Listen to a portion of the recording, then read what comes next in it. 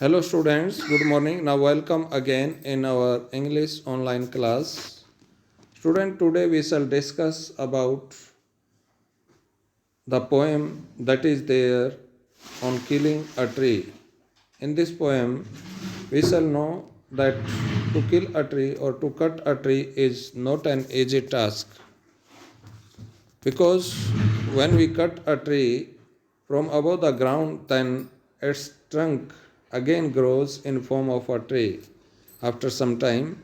So this poem gives us a message that to kill a tree is not an easy work. पेड़ को काटना, पेड़ को मारना इतना आसान काम नहीं है, क्योंकि पेड़ को ज़मीन के ऊपर, तने के ऊपर प्रहार करते हैं और तने को काट देते हैं, तो उसका नीचे का जो तना रूट से अटैच्ड है, that will again grow up in form of a new tree. वो दोबारा से वो कटा हुआ तना दोबारा से जो है एक पेड़ का रूप धारण कर लेता है कुछ समय बाद। So now let's start on killing a tree. Suppose we cut this tree from this point, then whatever the tree that becomes detached from this point, now this remaining trunk will grow in form of a tree again if we don't disturb its leaves, its branches again.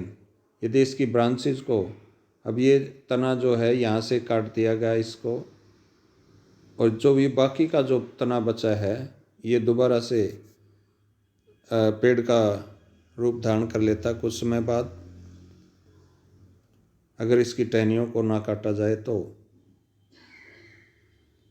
Now our first stanza,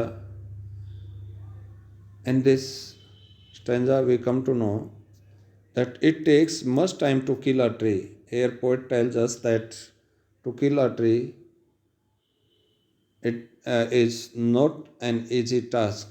ये पेड़ को काटना, पेड़ को मारना जो है आसान काम नहीं है। तो पेड़ को काटने में, मारने में बहुत समय लग जाता है। Not a simple jab of the knife. Jab means sudden rough blow, प्रहार। नाइफ यानी एक्स, कोई कुलाड़ा, कोई चाकू। कहता है कि एक साधारण सा प्रहार कुलाड़ी का, चाकू का, वो पेड़ को नहीं मार सकता। Will do it means will cut it, means simple jab of knife will not cut it. पेड़ के ऊपर, इसके तने के ऊपर कुल्हाड़ी की साधारण सी जो प्रहार है वो इसको नहीं मार सकता, इसको नहीं काट सकता। It has grown slowly consuming the earth, rising out of it, feeding upon its cursed, absorbing years of sunlight, air, water, and out of its leprous hide sprouting leaves. कहता है कि it has grown slowly, it is use for tree के लिए use हुआ है। Tree has grown slowly consuming the earth, पेड़ जो है वो धीरे धीरे बड़ा हुआ है। स्लोली मीन धीरे धीरे। Consuming means by taking the earth support, यानी धरती को कंज्यूम करके, धरती को जो है धरती से सहारा लेकर वो बड़ा हुआ है। राइजिंग आउट ऑफ इट, इसमें से पैदा हुआ है। फीडिंग अपॉन इट्स कस्ट, इसकी कष्ट, इसकी जो धरती के ऊपर जो ये क्या नाम है, कष्ट है, यहाँ से ये पैदा हुआ है। इसके ऊपर से इसने अपना फीडिंग प्रोसेस चलाया है।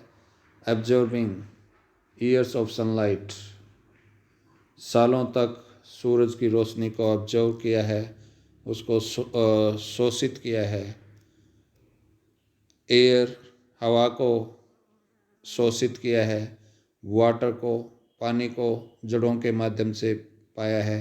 And out of its leprous side sprouting leaves, और इसकी जो ये ट्रंक है, इस पर ये देख रहे हैं लेप्रस साइड, यानी लेप्रस साइड का मतलब डिस्कलर्ड बार्क, यानी जो ये इसकी छाल है, बार्क का मतलब छाल, इसकी छाल जो है वो डिस्कलर्ड, उसका कोई रंग नहीं है, रंगहीन है। कहता है कि out of its leprous side sprouting leaves, और इसका जो डिस्कलर्ड बार्क है उसमें से लीव्स जो है वो पैदा हुई। Sprouting means growing. फिर पत्तियाँ जो है ग्रो किया पत्तियों ने।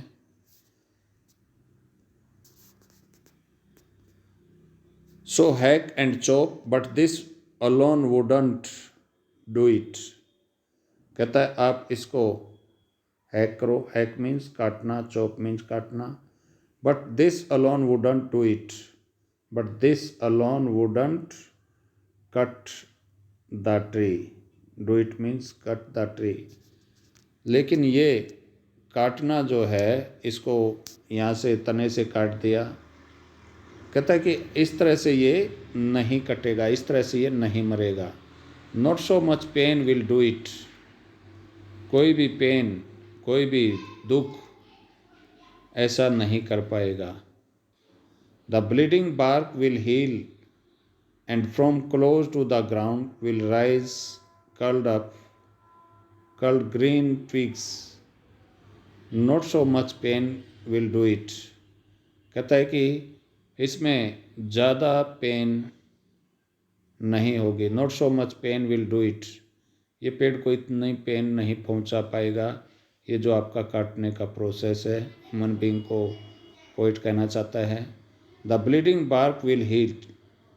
जो ब्लीडिंग बार्क है वो दोबारा से हील हो जाएगी। हील मीन्स दोबारा से ठीक हो जाएगी।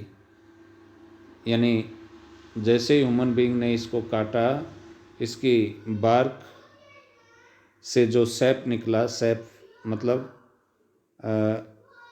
एक तरह का लिक्विड, कहता है कि वो बार्क जिसने ब्लीड किया सैप के रूप में, वो जल्दी ही ठीक हो जाएगी। And from close to the ground, और ज़मीन के पास से, ये देखिए, ये जो बाकी का ट्रंक बचा, जो ज़मीन के पास रिमेनिंग है, विल राइज, ये दोबारा से पैदा होगा। कर्ल्ड ग्रीन ट्विग्स, हरी हरी ट्विग्स के रूप में, हरी हरी ब्रांचेज के रूप में। Miniature boughs which if unchecked will expand again to former size. और छोटी छोटी जो टहनियाँ हैं, अगर उनको अनचेक्ड रखा जाए, उनके ऊपर कोई कार्रवाई ना की जाए, विल एक्सपैंड, वो दोबारा से फैल जाएंगे। एक्सपैंड मीन्स फैलना। To former size, former means भूतपूर्व, यानी पहले वाला जो साइज था उस साइज में दोबारा से वो टहनियाँ, दोबारा से वो ब्रांचेस दोबारा से फूट आएंगी और दोबारा से पेड़ का वही पहले वाला रूप धारण कर लेंगी। No the root is to be pulled out. पहली दो स्टेंजा में पोइट ने बताया कि इस तरह से आप पेड़ को नहीं मार सकते, नहीं काट सकते। अब वो यहाँ बताता है कि कैसे काटा जा सकता है, कैसे मारा जा सकता है। The root is to be pulled out. कहता है कि अगर आपने पेड़ को मारना है तो इसकी जो जड़ें हैं उनको बाहर निकालना होगा। पुल आउट मीन्स बाहर खींचना होगा। Out of the anchoring earth, anchoring earth का मतलब trees are held securely in the earth with the help of its root. जो जड़ें इसको धरती का सपोर्ट दिए हुए हैं, जो रूट, कहता है उनको धरती के अंदर से निकालना पड़ेगा अगर आपको ये पेड़ का जो है पेड़ को काटना है, इसको मारना है तो it is to be roped, tied and pulled out. इसको बाहर निकालिए, इसको टाई कीजिए यानी रस्सा बांधिए या किसी भी तरह इसको खींचकर बाहर निकालिए। Snapped out, snapped out means chopped out. इसको काटिए और पुल्ड आउट एंटायरली, और पूरी तरह से जड़ों को बाहर खींच लाइए। आउट फ्रॉम द अर्थ केव, धरती की जो गुफा है उस गुफा से। अब पेड़ जब जड़ फैलते जाते हैं इस तरह से और वो धरती के अंदर एक तरह की केव बना लेते हैं, एक तरह की कैविटी, खालिस्तान, खाली जगह बना देते हैं, तो कहता है कि वहाँ से उस अर्थ केव से बाहर निकालिए रूट्स को, अगर आपने इसको मारना है, काटना है पेड़ को। And the strength of the tree expose, और पेड़ की जो ताकत है उसको इस तरह से एक्सपोज किया जा सकता है। The source white and wet, the most sensitive hidden for years inside the earth. वो जो सोर्स है वाइट एंड वेट, जो सफ़ेद और गीला है। द मोस्ट सेंसिटिव हिडन, जो बहुत ही सेंसिटिव है, बहुत ही क्या नाम है, कोमल है, अंदर का जो पार्ट यानी रूट्स का उसको आपने बाहर निकालना होगा, जो छुपा है, हिडन में छुपा, फॉर ईयर्स, सालों तक, इनसाइड द अर्थ, धरती के अंदर। कहता है अगर पेड़ को उखाड़ना है तो इस तरह से उखाड़ा जा सकता है। Then the matter of scorching and choking, इसके बाद वो मामला शुरू होता है scorching and choking. Scorching and choking का मतलब the dying up of tree after being uprooted, यानी पेड़ को जड़ से उखाड़ कर उसको ड्राई करना, सुखाना, जड़ों को सुखाना। कहता है कि ये काम करना पड़ता है in sun and air, browning, hardening, twisting, withering, and then it is done. Then it is done means then it is killed.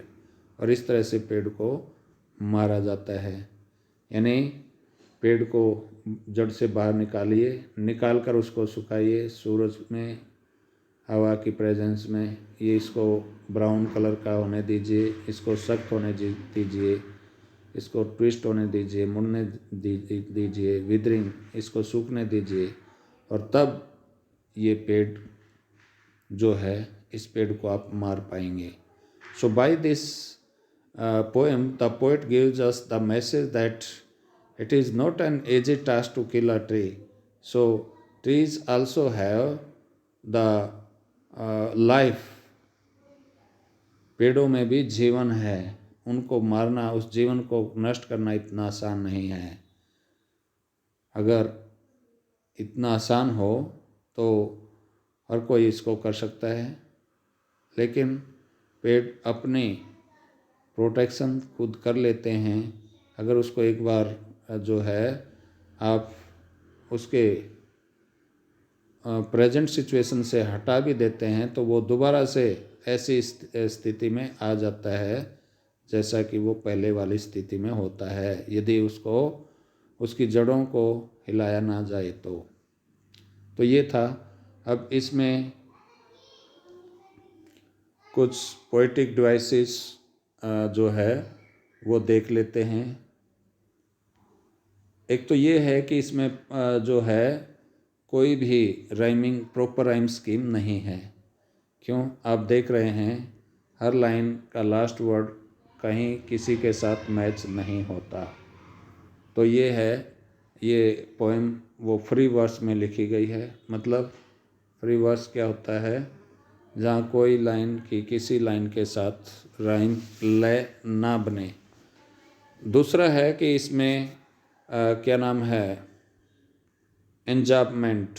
एंजाबमेंट क्या होता है?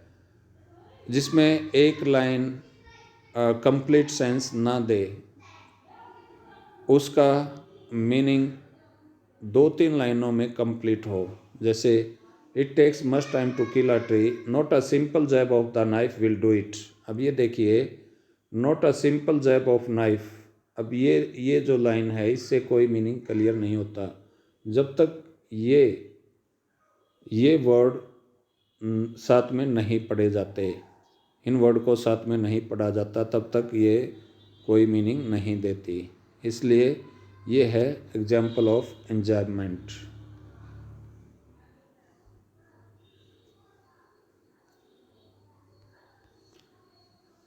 इसके बाद देखिए नेक्स्ट, यहाँ पर देखेंगे आप ब्लीडिंग बार्क जो है वो alliteration, repetition of same sound, एक ही आवाज़ का बार बार आना, एक ही कॉन्सोनेंट साउंड का बार बार रिपीट होना, by bleeding bark, bleeding bark. यहाँ पर एलिट्रेशन है जिसको हिंदी में अनुप्रास अलंकार बोलते हैं, एलिट्रेशन। इसके बाद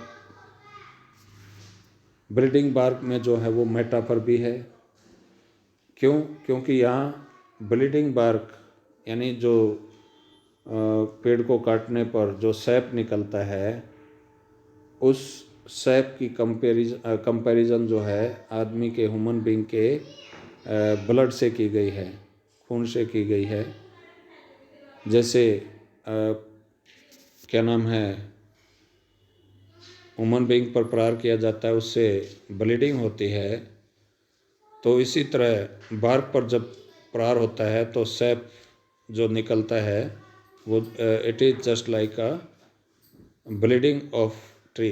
तो वो सैप जो है पेड़ की ब्लीडिंग के रूप में होता है।